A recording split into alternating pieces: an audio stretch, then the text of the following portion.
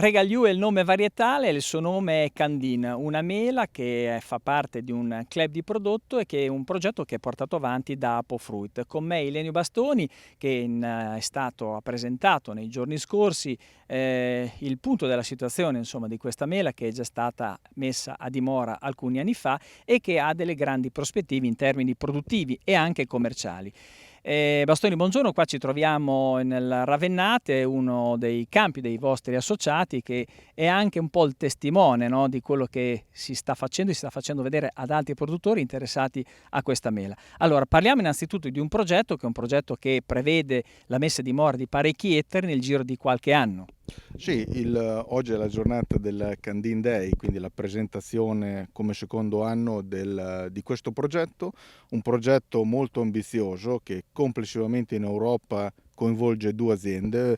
Apofruit è l'esclusiva come produzione e vendita per l'Italia, poi un secondo partner che è Blue Whale, che è il più grande consorzio di produttori di mele in Francia, che hanno preso l'esclusiva per la Francia. Complessivamente il progetto ha come primo obiettivo il raggiungimento nei prossimi 4 anni di 500 ettari, 260 dei quali verranno sviluppati dall'OP Apofruit, quindi dalla nostra cooperativa. Di 260, 60 ettari saranno quelli in biologico. Il biologico è sempre una colonna importantissima per la nostra cooperativa, e qui siamo all'interno del primo impianto, chiamiamolo pilota, con cui valutare questa varietà. Mancano circa 7-8 giorni alla raccolta, quindi periodo di raccolta stimato verso la fine del mese di settembre. Una varietà che si presenta molto bene, con delle caratteristiche che la rendono molto riconoscibile, quindi una mela tendente alla rosa con una forma leggermente schiacciata. Quello che ci ha convinto, l'elemento principale che ci ha portato a proseguire in questo progetto, sono state un po' le caratteristiche organolettiche di questo prodotto. Per tanti anni la ricerca ha puntato su aspetti produttivi, su aspetti estetici, tralasciando un po' quello che era e deve essere il nostro focus più importante, che è l'opinione del consumatore. Quello che ci ha convinto di questa mela sono le vere e proprie caratteristiche organolettiche. Una mela che in raccolta ha un grado Brix di 17, è una mela molto croccante con un'ottima conservabilità, quindi una gestione anche del post raccolta a casa del consumatore senza particolari problemi. Una E mela questo è molto importante, insomma, perché proporre questa mela, insomma, la mela anche per 7-8 mesi durante l'anno, diciamo che dal punto di vista industriale diventa un vantaggio. Quindi quello che ha convinto innanzitutto allora è la caratteristiche, no, intrinseche del prodotto, una mela appunto dolce con molto zuccherina, croccante, insomma caratteristiche apprezzate dai consumatori e che diciamo ha anche un riscontro in campo perché è una varietà resistente a diverse patologie, quindi con un percorso insomma di difesa sicuramente più sostenibile rispetto ad altre mele. Sì, è una mela più sostenibile, particolarmente adatta anche per lo sviluppo in biologico. È una mela i cui genitori sono Fuji e Ariane. La resistenza alla ticchiolatura la prende proprio dalla varietà Ariane, e da Fuji prende un po' anche le caratteristiche del colore, del gusto, che sono caratteristiche molto apprezzate dal consumatore italiano. Nella prima fase la vendita verrà concentrata, e anche gli investimenti in comunicazione verranno concentrati sul mercato italiano. Poi, quando avremo completato gli impianti e quindi avremo volumi sufficienti anche a servire altri paesi, faremo un primo step, la vendita sui mercati europei. Puntiamo principalmente ai mercati della fascia mediterranea, che sono un po' i mercati che apprezzano il gusto dolce, la croccantezza di questo prodotto. Più come terzo obiettivo è lo sviluppo dei mercati asiatici, una mela particolarmente dolce che va molto incontro a quelle che sono anche le esigenze di questi nuovi mercati, che sono un po' i mercati asiatici, mercati con cui l'Italia in questo momento sta anche negoziando l'apertura di questi mercati, quindi auspichiamo che quando il mercato sarà, il nostro progetto sarà pronto per esportare, ci saranno anche le autorizzazioni fitosanitarie per poter esportare su questi nuovi mercati. Voi avete anche, per testare insomma la qualità del prodotto, avete fatto dei test con i consumatori. Abbiamo intervistato e fatto assaggiare e valutare la mela a oltre 270 consumatori di tutte le fasce di età all'interno di 3 ipermercati. Il giudizio complessivo è stato superiore a 8, quindi una mela in una scala diciamo da 1 a 9, quindi un giudizio diciamo molto alto, che è stato poi l'elemento che ci ha portato a investire su questa mela. Il mercato delle mele, probabilmente veniamo da una raccolta 18 che è stata un po' un'annata complicata, un'annata di sovrapproduzione, ci siamo dovuti scontrare, la mela è o il primo in base all'annata o il secondo prodotto in termini di importanza per il gruppo Apofruit.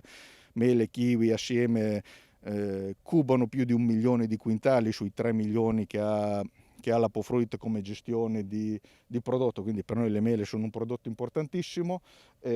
Questa varietà ci aiuta a dare distintività, valore e prospettiva ai nostri soci melicoltori. Oggi produrre un prodotto diciamo nella fascia delle commodity, come produzione europea ci dobbiamo confrontare con altri paesi che sono molto più competitivi, sia dal punto di vista delle normative agronomiche, sia dal punto di vista dei costi, di fattori della produzione, quindi la manodopera, i costi energetici o quant'altro, per cui credo che il puntare su un prodotto che abbia una sua distintività, determinate caratteristiche, il condividere con un altro paese importante come la Francia un progetto importante su cui investire a livello di marchio per promuovere questo prodotto, ritengo che ci siano le basi per rendere sostenibili nel lungo periodo la produzione di questa mela.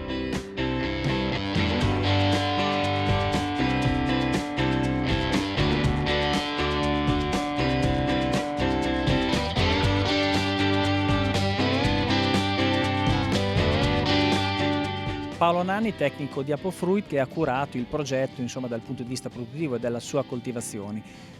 Quali sono le caratteristiche di questo diciamo frutto e le sue peculiarità che lo possono fare apprezzare ai produttori in quanto magari a resistenza di particolari parassiti o patologie?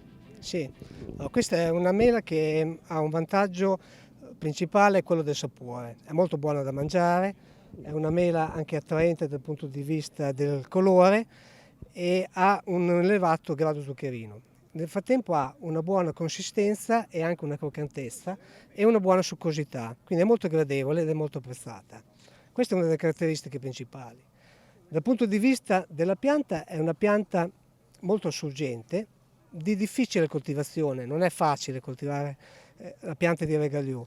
Tendenzialmente va gestita bene con delle potature e fare dei sesti adeguati, quindi ogni produttore, ogni azienda gli vanno date indicazioni ben precise di come produrla, di come coltivarla in base un po' agli areali di competenza. Anche le caratteristiche del terreno? Anche le caratteristiche del terreno, certo.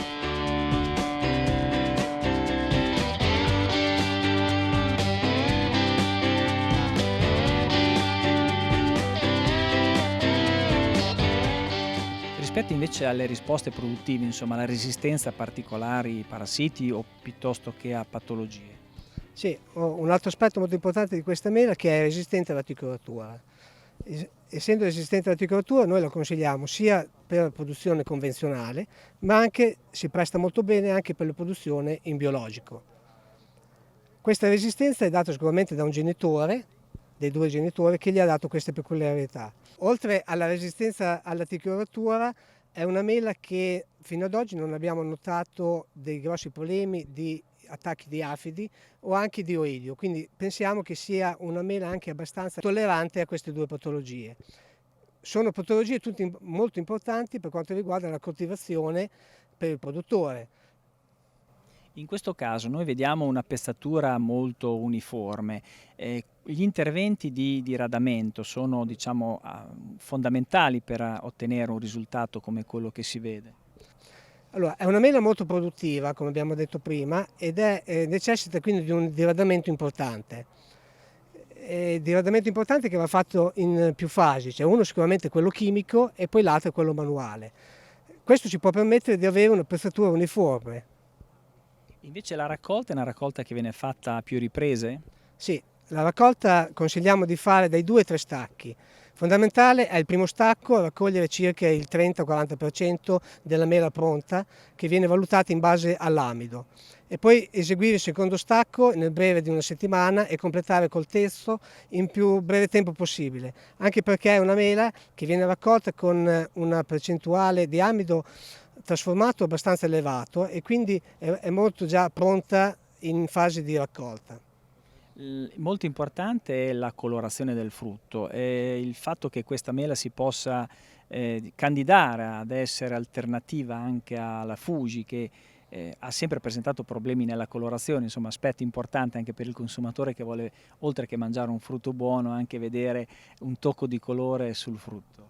Sì, sì, rispetto alla Fuji diciamo, pensiamo che abbia sicuramente una percentuale di colore maggiore e anche più attraente proprio dato da questo rosa rosso. È fondamentale in ogni modo che una mela abbia una percentuale di colore superiore al 40% proprio per essere attraente anche al consumatore. Riguardo alla produzione biologica, quali sono le sostanziali differenze, insomma, nell'attivare una coltivazione? La biologica sicuramente va fatta con delle varietà principalmente resistenti a certi patogeni, quindi questa qui, essendo resistente sicuramente a tricolatura e avere delle buone possibilità di avere delle tolleranze per afidi o per oidio, sicuramente è una varietà che si presta molto bene alla coltivazione biologica. Controindicazioni, faccio l'avvocato del diavolo, ce ne sono, mi riferisco, non so, a particolari terreni che non si adattano, non sono idonei per questa mela. Sì, controindicazioni ci sono sempre un po' su tutte le specie che coltiviamo. Sicuramente questa va adeguata ai vari territori e alle peculiarità di ogni territorio. Poi è una mela che tendenzialmente deve prendere colore, quindi si presta molto bene a quei areali che abbiano anche dei buoni sbalzi termici, quindi sicuramente per le colline, nel quanto riguarda Trento, ma anche per una mela di pianura, in quanto viene in un periodo che in questi momenti di fine settembre ci sono sicuramente degli sbalzi termici che permettono a prendere anche un buon colore e a far sì che abbia una buona maturazione. Fino adesso è stata messa a dimora in diverse regioni, quali sono stati, diciamo, i riscontri che avete avuto? Sì, le regioni principalmente sono qui in Emilia-Romagna, abbiamo fatto qualche impianto a Trento, nel Veneto. I riscontri sono positivi in tutte le regioni, anche se per adesso sono ancora impianti abbastanza giovani, quindi non abbiamo un'esperienza di piante di anni superiori ai 3 anni, quindi sicuramente per valutare bene una varietà bisognerebbe avere un'esperienza maggiore in più anni di produzione. Ecco. Beh, ne parliamo allora fra qualche anno magari. Sì, direi sì, forse fra qualche anno riusciamo a dare sicuramente informazioni più precise riguardo la varietà.